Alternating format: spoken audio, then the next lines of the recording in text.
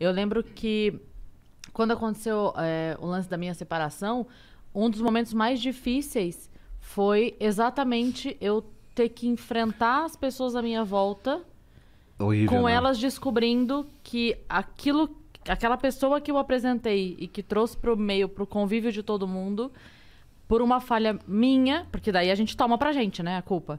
Então, por uma falha minha de percepção de caráter, eu tava fazendo toda a minha família sofrer.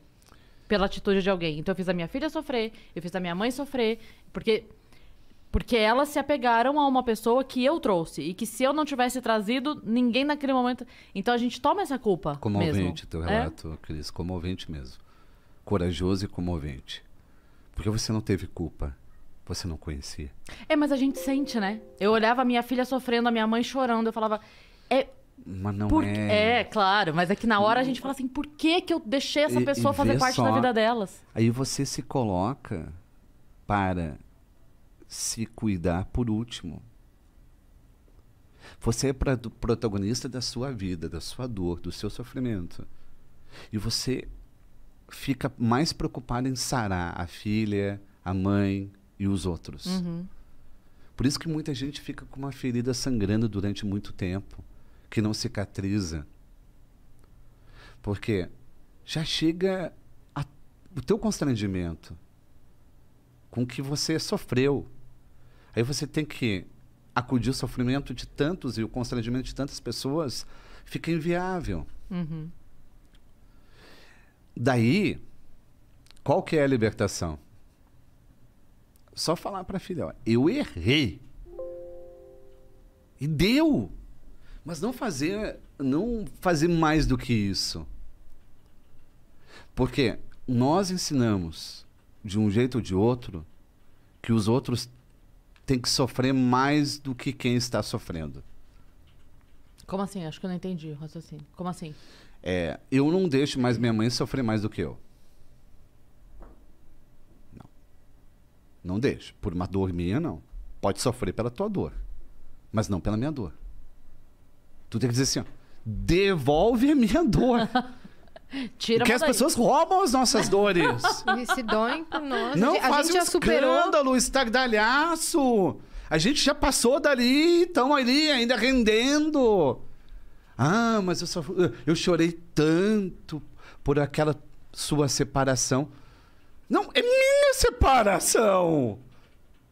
Me devolve a angústia. Eu tenho esperança para essa angústia. Você não. E talvez essa seja a grande libertação. Devolve minha dor, é minha.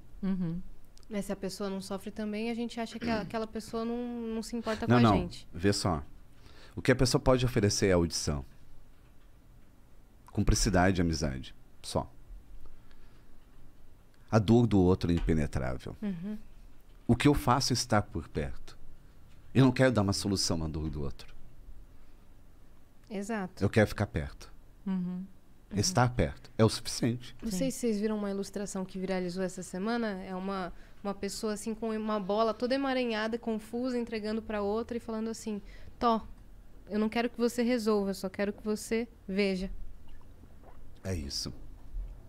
E quando a gente faz uma confissão a alguém, outra pessoa logo pensa: o que eu tenho a ver com isso? Nada. Você não é o centro do mundo. Tá, mas por que ela está me contando isso? Está contando porque ela quer contar, quer pensar em voz alta. Somente isso. Não precisa dar uma solução. Sim. E a gente sempre pensa num conselho moralista, um conselho funcional. Ah, eu vou dar uma solução. Então, pede demissão. Então, se separa. Então, não. É só ouvir. Sabe que eu postei há pouco tempo, eu postei no Instagram uma seleção de mensagens que eu recebi. Desde que aconteceu o lance da minha separação, eu nunca tinha falado abertamente sobre isso. E eu falei há pouco tempo, então as pessoas se sentiram a liberdade e a vontade de compartilhar comigo algumas histórias. E eu falei uma coisa que, assim, eu sinto hoje que as pessoas enxergam em mim Como é que eu vou definir? Eu não sou tão boa quanto você pra definições. Você é tão boa quanto você não imagina o tão boa que é. Mesmo, Cris. Tomara que você tenha razão. Não, eu tenho razão. Eu acredito sinceramente nisso. Não é elogio, não é uma bajulação, não é nada. Eu vejo o que você faz, o quanto que você consegue transformar as suas histórias em histórias para os outros. O quanto que a matéria emocional é viva. O quanto que você se preocupa. Eu vejo isso. Há algum tempo já. Muito tempo. Não, mas o que eu ia falar é que eu sinto assim... eu até escrevi isso no texto que eu postei, com as imagens. Porque eu falei assim... Quando eu tava lá no momento que eu tava mal... Eu me sentia, em alguns momentos, isolada na dor. Que era o quê? Minha amiga me ligava, a Gi, a Giovana, que já esteve aqui com a gente, ela me ligava, ela ficava 2 horas comigo no telefone, com a maior paciência do mundo, me ouvindo, chorava, ela chorava junto, a gente ficava lá um tempão, beleza, beijo, tchau. Não importa se a gente ficasse 15 minutos, 2 horas ou 5 horas. A hora que desligava, a minha cabeça era... As pessoas que falam comigo, que estão preocupadas, que mandam mensagem, assim que elas param de falar comigo, a vida delas está continuando dali. Eu ainda permaneço aqui na dor. Eu não tô conseguindo sair. E foi assim por um mês. Graças a Deus foi um mês só. Mas eu sinto que as pessoas que estão hoje, neste momento, reconhecem em mim uma situação... Para ela eu posso falar, porque ela vai entender esse momento mergulhado na dor que eu tô. Ela vai entender esse meu isolamento na dor, sabe? E eu recebo muita mensagem de gente que tá na hora vivendo.